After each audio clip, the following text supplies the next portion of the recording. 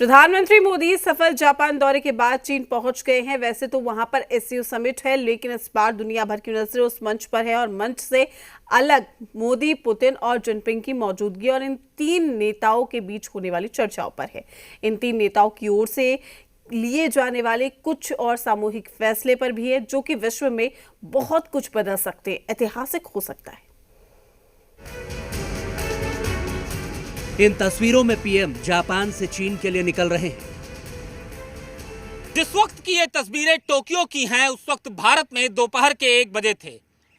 दिल्ली में कई दिनों से घिरे काले बादल छट गए थे और खिली धूप राष्ट्रीय राजधानी में निकली थी। प्रधानमंत्री नरेंद्र मोदी की चीन की ऐतिहासिक और गेम चेंजर यात्रा होने की उम्मीद भी देश के लोगों ने की थी। तो आइए अब समझते हैं कि एससीओ से क्या कुछ नए स्कोप की उम्मीदें हैं।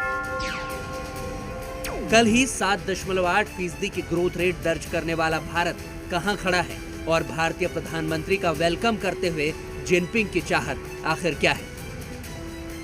31 अगस्त 2025, तियानजिन, चाइना।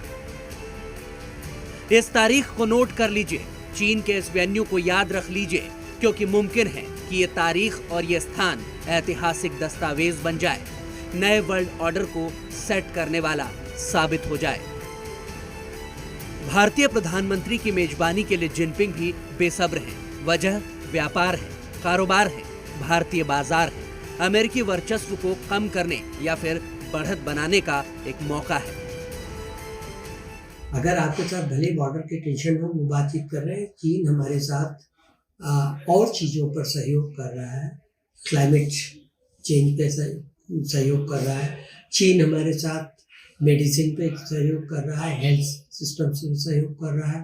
तो कई चीज़ें ऐसी हैं जिसमें हम आपस में सहयोग कर सकते हैं, उससे कॉन्फिडेंस बिल्डिंग कर सकते हैं, जिससे कि आगे फायदा होगा। तो डिप्लोमेसी में कहा जाता है कि there are no permanent bid partners, तो हो भी सकता है, नहीं भी हो सकता है। इसलिए हमें कदम बहुत फूल पर सावधानी से रखनी चाहिए, क्योंकि चीन के साथ हमारा अनुभव बड़ा अच्छा नहीं है। इसके लिए आप पहले कुछ आंकड़ों पर गौर कीजिए। साल 2024-25 में चीन से भारत का आयात 11.5% बढ़ गया और ये 113 अरब डॉलर के स्तर पर पहुंच गया। वहीं एक साल की इस अवधि में भारत से चीन को निर्यात करीब 14% घट गया और ये कुल 14 अरब डॉलर के स्तर पर रहा। गणित साफ है, भारत में खप रहा चीनी माल चीन जा रहे भारतीय सामानों के मुकाबले करीब 8 गुना ज्यादा है, यानी फायदे में चीन है। इन आर्थिक वजहों से अलग एससीओ सम्मेलन के जरिए जिनपिंग के 3 और बेहद खास टारगेट हैं। पहला, वैश्विक नेतृत्व में अपने दबदबे को बढ़ाना। दूसरा, ग्लोबल साउथ को एकजुट कर अमेरिका पर दबाव बनाना। और तीसरा, अमेरिकी वर्चस्व को झुकाकर मल्टीपोलर वर्ल्ड बनाना। भारत को लेकर चीन की बदली सोच या फिर कहें कि आर्थिक मजबूरी भी साफ दिख रही है।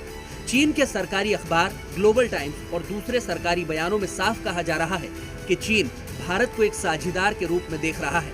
भारत चीन का ये नया रिश्ता और संवाद पारदर्शी है और सकारात्मक भी। अभी हम दोनों का कॉमन दुश्मन अमेरिका है, इसलिए अभी हम साथ में हैं। अगर दोनों देशों के बीच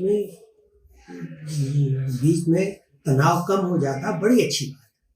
लेकिन चीन के पिछले इतिहास को देखते हुए मुझे नहीं लगता कि ये बहुत दूरगामी होगा ये तनाव। जब तक कि ये दूरगामी तभी हो सकता है जब भारत रणनीतिक रूप से, आर्थिक रूप से और सैनिक रूप से चीन के बराबर या कम से कम उसके आसपास हो, ताकि तब हम ये कह सकेंगे कि चीन हमारे खिलाफ कोई एक्शन लेने से पहले 10 बार सोचेगा।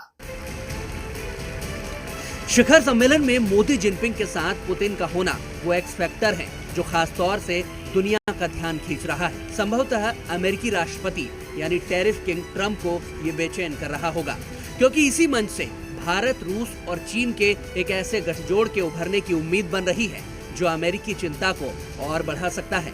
चीन वक्त की नजाकत और भारत की अहमियत को समझ रहा है। यही कारण है कि वहाँ मीडिया से लेकर सरकारी नुमाइंदे तक विवादित मुद्दों को पीछे रखकर सहयोग की संभावनाओं पर ही बात कर रहे हैं।